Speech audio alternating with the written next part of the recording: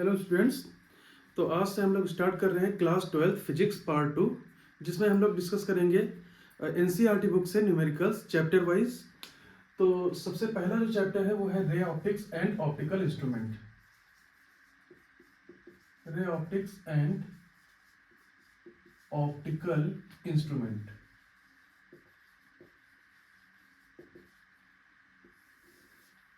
अब बहुत से बच्चों को कन्फ्यूजन होती है कि सर इसमें कैसे हम फॉर्मूला लगाएं, कैसे न्यूमेरिकल सॉल्व करें, किस जगह पे हमें u की वैल्यू पॉजिटिव लेनी है, v की वैल्यू निगेटिव लेनी है। ये सारा कुछ इस वीडियो में हम क्लियर करेंगे और बहुत ही अच्छे से आसानी से आपको चीज़ें समझ में आएंगी।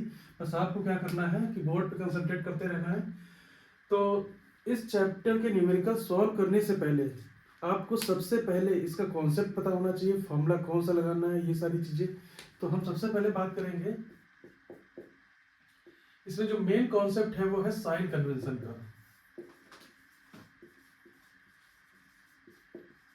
Sign convention. तो देखो, सपोज मैंने एक कॉनकेव मिरर लिया और आपको पता है कि कॉनकेव मिरर का जो मिड पॉइंट रहेगा इसको हम बोलेंगे पोल, और इस कॉनकेव मिरर का जो भी सेंटर रहेगा, इस स्फेरिकल मिरर का जो सेंटर रहेगा, उस सेंटर को हम बोलते हैं सेंटर ऑफ कर्वेचर, सी से रिप्रेजेंट करते हैं, है ना। अब सेंटर और पोल से पास होने वाली जो भी लाइन रहेगी उसको हम बोलते हैं प्रिंसिपल एक्सिस। प्रिंसिपल एक्सिस और सेंटर और पोल के बीच का जो मिड पॉइंट है वो है आपका फोकस पॉइंट, है ना।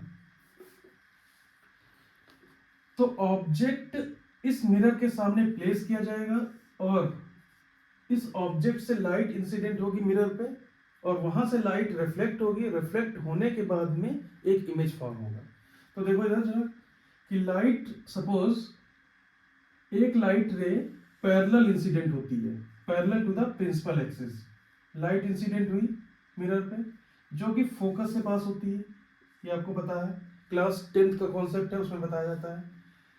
और अगर लाइट एक हम पास कराते हैं फोकस पॉइंट से, तो ये फोकस पॉइंट से पास होने के बाद में जब लाइट रिफ्लेक्ट होगी तो ये parallel to the principal axis, इस तरीके से। अब ये दोनों लाइट रेज एक दूसरे को जिस पॉइंट पर इंटरसेक्ट करती हैं उस पॉइंट पर बनता है इमेज, है ना। तो ये है आई, और ये यहां पर ऑब्जेक्ट प्लेस किया गया, इसको हमने ओ से रिप्रेजेंट किया। अब साइन कन्वेंशन का फर्स्ट पॉइंट ये कहता है कि ऑब्जेक्ट को हम अगर लेफ्ट साइड में प्लेस करेंगे तो जितनी भी डिस्टेंसेस हैं, all distances are measured from pole point, है ना। तो यहाँ पर जैसे ऑब्जेक्ट है और पोल है, ऑब्जेक्ट और पोल के बीच की डिस्टेंस को हम लिखते हैं यू, ये हो गई यू। इमेज और पोल के बीच की डिस्टेंस को लिखते हैं वी, और एफ और पी, फोकस पॉइंट और पोल पॉइंट के बीच की डिस्टेंस को लिखते हैं फोकल लेंथ, स्मॉल एफ से रिप्रेजेंट करते हैं, है ना। तो साइन कन्वेंशन का फर्स्ट रूल है कि all distances are measured from pole point. And second one is object is always placed on the left side। अब इसके बाद में देखो कि किस टाइम पर हमें u और v को पॉजिटिव या फिर निगेटिव लेना है। इसके लिए कार्टेशियन कोऑर्डिनेट सिस्टम का यूज किया गया है, और यहां पर आप देखते हो कि ये x एक्सिस है और ये है y axis. X Y axis जहां पर इंटरसेक्ट करती है उसको हम बोलते हैं ओरिजिन। ओरिजिन से अगर हम राइट साइड की तरफ एक्स एक्सिस पे चलते हैं तो वैल्यूज मिलती है हमें पॉजिटिव, और ओरिजिन से लेफ्ट साइड में अगर हम जाते हैं तो वैल्यूज मिलती है निगेटिव। इसी तरीके से एक्स एक्सिस के ऊपर की डिस्टेंसेस जो है वाई एक्सिस पे पॉजिटिव, और वाई एक्स एक्सिस से जो निगेटिव नीचे की तरफ जाते हैं तो ये वैल्यूज रहती है निगेटिव। सेम कॉन्सेप्ट यूज किया गया है यहां पर। अगर ओरिजिन को पोल पॉइंट से कोइंसाइड कराते हैं तो right side distances from pole point are taken as positive. तो थर्ड पॉइंट जो है लिखेंगे हम right side distances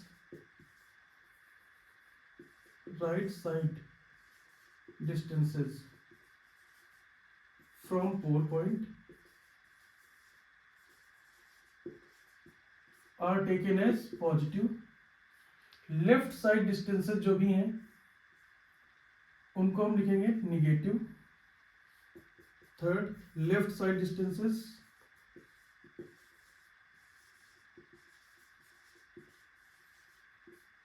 are taken as negative. Likewise, above the principal axis distances are taken as positive, and below the principal axis distances are taken as negative. Above distances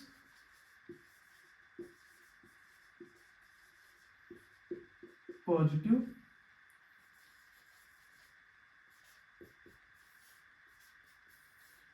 below distances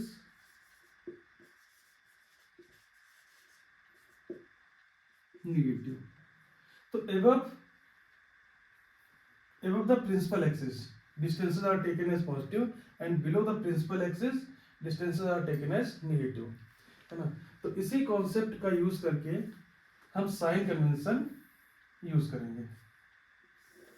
अब आप देखो जरा, तो यहां पर है u object distance,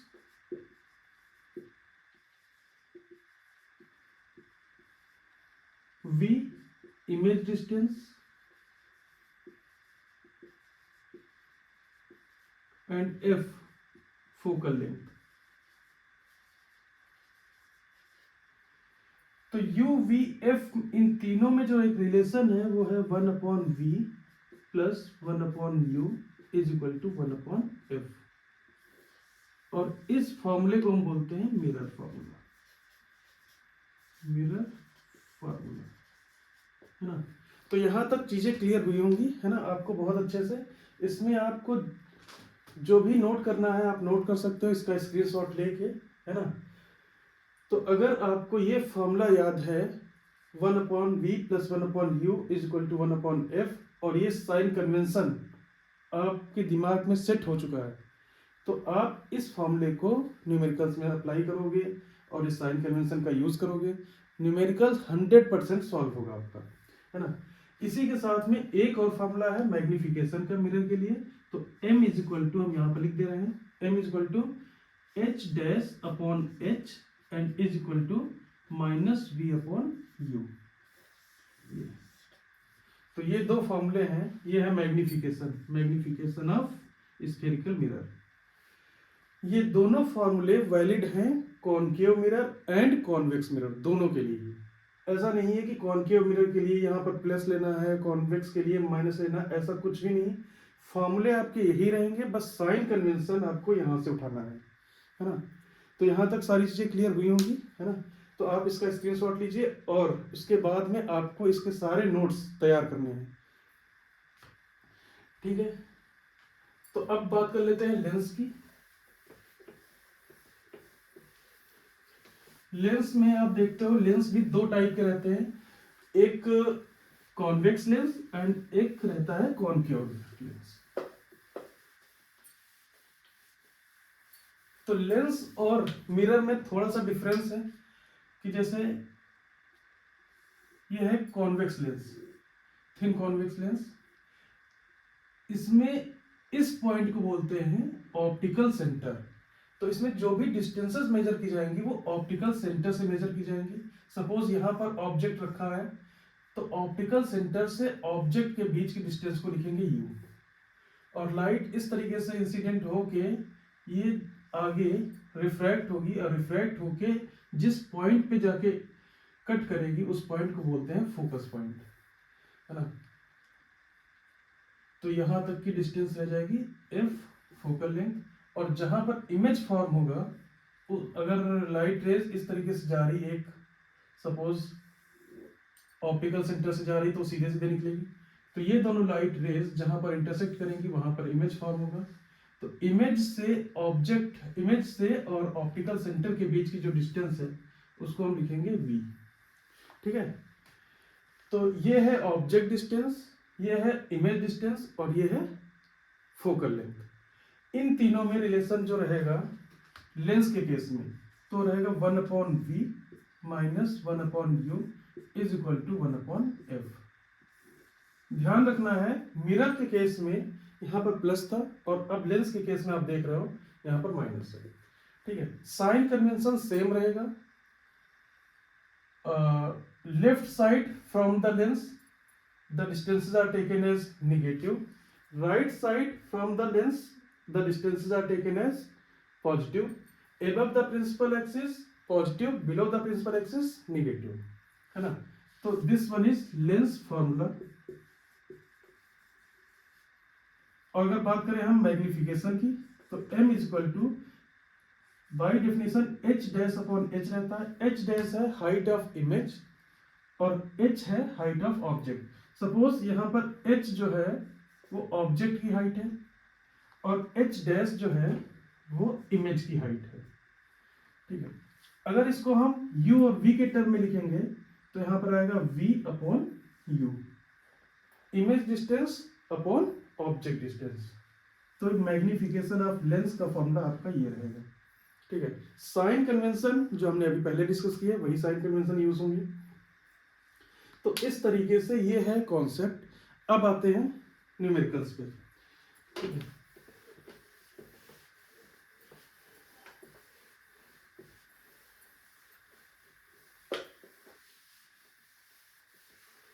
तो NCERT book आपके पास होनी चाहिए और उसमें जब आप देखोगे एक्सरसाइज तो ray optics and optical instrument जो चैप्टर है चैप्टर 9, इसमें एक्सरसाइज का पहला क्वेश्चन है 9.1। A small candle 2.5 centimeter in size is placed at 27 centimeter in front of a concave mirror। तो सबसे पहले इसमें आपको ये देखना है कि मिरर कौन सा है, तो कॉनकेव मिरर है। तुरंत आपको क्या करना है, एक रे डायग्राम बनाना है। तो ये कॉनकेव मिरर, अब आप देख रहे हो कि a small candle 2.5 centimetre in size, ये एक ऑब्जेक्ट प्लेस किया गया है 2.5 सेंटीमीटर का। ठीक है, तो 2.5 सेंटीमीटर का ये ऑब्जेक्ट प्लेस किया गया है। अब 27 centimetre in front of A concave mirror, तो जो डिस्टेंस है ऑब्जेक्ट डिस्टेंस वो कितनी है 27 सेंटीमीटर। पोल पॉइंट यहां पर ये रहेगा, तो पोल से ऑब्जेक्ट के बीच की डिस्टेंस है 27 centimetre. The radius of curvature is 36 centimetre. इस मिरर का जो रेडियस ऑफ कर्वेचर रहेगा वो कितना है 36 सेंटीमीटर। तो इन सारी वैल्यूज को आपको यहाँ पर लिख लेना है। सबसे पहले क्या गिवन है, हाइट ऑफ ऑब्जेक्ट जिसको हम h लिखते हैं, तो h इक्वल टू हो गया 2.5 सेंटीमीटर। अब आप देखो यहाँ पर साइन कन्वेंशन कैसे यूज करना है। एबव द प्रिंसिपल एक्सिस है ऑब्जेक्ट, इसकी हाइट अब अपने हिसाब से बताओ क्या होगी, पॉजिटिव या निगेटिव। तो एबव द प्रिंसिपल एक्सिस हमने बताया था कि पॉजिटिव वैल्यू चूज की जाएगी, तो इसके आगे प्लस लगा देना है। इसी तरीके से ऑब्जेक्ट डिस्टेंस की बात करें u, तो ये गिवन है 27 सेंटीमीटर। अब ये 27 सेंटीमीटर आपको ये देखना है, पोल पॉइंट यहाँ पर है, पोल पॉइंट से लेफ्ट साइड की डिस्टेंसेस निगेटिव रखते हैं, तो यहाँ पर आपको निगेटिव साइन लगा देना है। ठीक है, साथ ही साथ गिवन है रेडियस ऑफ कर्वेचर r, तो r is equal to 36 centimetre. तो r is equal to 36 centimetre. अब ये यहां से देखोगे अगर आप, तो रेडियस ऑफ कर्वेचर जो है वो इस साइड में ही रहेगा, लेफ्ट साइड में, तो ये वैल्यू भी निगेटिव रहेगी। और यहां से अगर फोकल लेंथ निकालोगे तो f इज इक्वल टू आपको फॉर्मूला पता है r/2, तो यहां से आएगा -36/2 इज इक्वल टू -18। r/2 मैंने बताया था कि जो फोकस पॉइंट होता है, फोकस पॉइंट वो radius of curvature optical centre c और सॉरी सेंटर ऑफ कर्वेचर और पोल पॉइंट, इन दोनों का मिड पॉइंट है एफ, है ना। तो रेडियस ऑफ कर्वेचर अगर आर है तो एफ जो है वो r/2 हो जाएगी। तो इस तरीके से हमने r/2 करके सॉल्व किया, तो ये आया -18 सेंटीमीटर। ठीक है, क्या फाइंड करना है? At what distance from the mirror should a screen be placed, at what distance from the mirror should a screen be placed in order to obtain a sharp image. कह रहे हैं कि इसके इस साइड में कहां पर एक स्क्रीन प्लेस की जाए जहां पर इमेज फॉर्म हो। तो इमेज जहां पे फॉर्म होगी वहीं पे स्क्रीन प्लेस की जाएगी। तो एक तरीके से वो इनडायरेक्टली v की वैल्यू आपसे पूछ रहे हैं कि इमेज डिस्टेंस क्या होगी, है ना। तो अब आपके पास ये डाटा गिवन है, तो आपको रिलेशन पता है 1/v + 1/u is equal to 1/f, है ना। यहां से वैल्यूज आपको पुट करनी है। 1/v तो फाइंड आउट करना है, प्लस 1/u, u की वैल्यू माइनस में रखनी है, -27 is equal to 1/f, f की वैल्यू गिवन है -18। तो यहाँ से 1/v इज इक्वल टू, ये उस साइड जाएगा तो 1/-18 और ये प्लस 1/27। 18 और 27 का अगर एलसीएम लेते हैं हम तो ये आएगा कितना,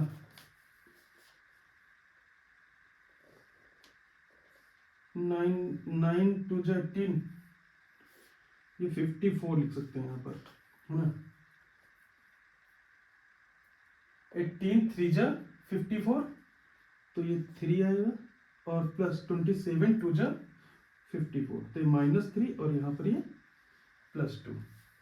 तो इस तरीके से 1/v इक्वल टू -3 + 2 -1/54, और अगर v की वैल्यू निकालोगे तो v इक्वल टू निकल के आ रहा है यहाँ पे -54 सेंटीमीटर। तो ये है आपकी इमेज डिस्टेंस। इमेज डिस्टेंस अगर -54 सेंटीमीटर निकल के आ रही है, ये है 27 सेंटीमीटर, इसके डबल डिस्टेंस पे लेफ्ट साइड में ही एक स्क्रीन प्लेस की जाएगी जहां पर इमेज फॉर्म होगा, है ना। तो ये इमेज डिस्टेंस निकल के आ रही है। अब इसमें साथ में पूछ रहे हैं describe the nature and size of the image. तो अगर v की वैल्यू निकल गई है तो आप फॉर्मूला लगाओगे साइज निकालने के लिए, h'/h is equal to -v/u। यही फॉर्मूला हमने बताया था मैग्निफिकेशन के लिए। तो h'/h is equal to -v/u। h' की वैल्यू तो हमें फाइंड आउट करनी है। h की वैल्यू जो है वो 2.5 सेंटीमीटर है, तो -v कितना गिवन है -54, तो ये +54 हो जाएगा। साइन के साथ रखेंगे -54 और माइनस पहले से है, और h की वैल्यू इधर आएगी 2.5 सेंटीमीटर। u की वैल्यू -27 सेंटीमीटर, ठीक है। तो 27 1 जा 27, 27 2 जा 54, ये एक तरीके से आ रहा है। h' की वैल्यू आ रही 2.5 × 2, तो ये 5 -5 सेंटीमीटर। तो h' की वैल्यू जो है वो -5 सेंटीमीटर। ये है इमेज की हाइट, है ना। तो इस तरीके से पहला क्वेश्चन आपका सॉल्व हो चुका है।